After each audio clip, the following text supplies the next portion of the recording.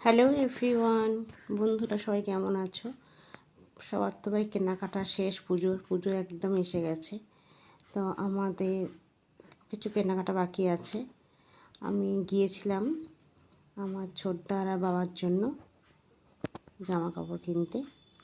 রাজলক্ষ্মীতে এসেছিলাম। কি ভিড় দেখো, প্রচুর ভিড়।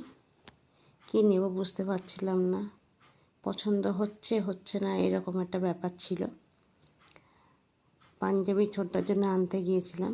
দেখো বন্ধুরা, এই হলুদ পাঞ্জাবিগুলো সুন্দর, কিন্তু ভালো লাগছিল না।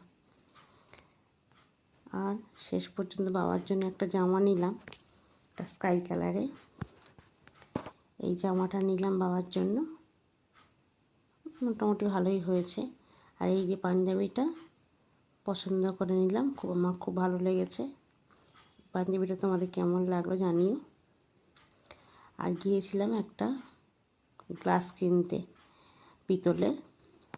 অন্নপ্রাশনের নিমন্ত্রণ ছিল, সেখানে গ্লাস বা সারা বাসন কেনা হয়ে গিয়েছিলো, কিন্তু একটা গ্লাস কিনতে বাকি ছিল, তো সেটাই কিনতে গিয়েছিলাম।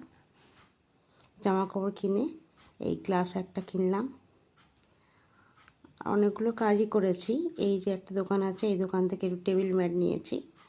পছন্দ হচ্ছিল না খুব একটা, কিন্তু একটা তো নিতেই হতো, সেজন্য একটা পছন্দ করে নিয়েছি, গোলাপি রঙে। তারপরে দেখো, সবশেষে গেলাম আমার ঠাকুরের জিনিস আনতে।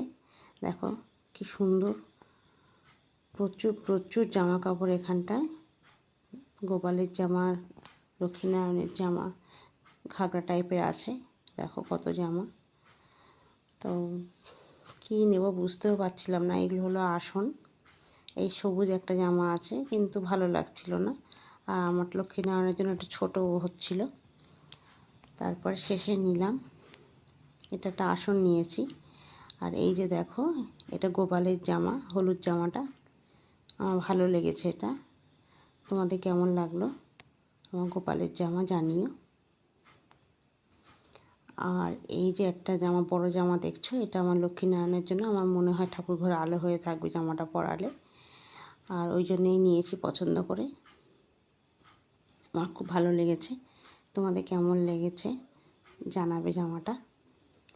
আর এই যে দেখো মুকুট, লক্ষ্মীনারায়ণের মুকুট, বেশ সুন্দর দেখতে, ভালোই লাগছিল, তাই পছন্দ করে দুটো নিলাম লক্ষ্মীনারায়ণের জন্য।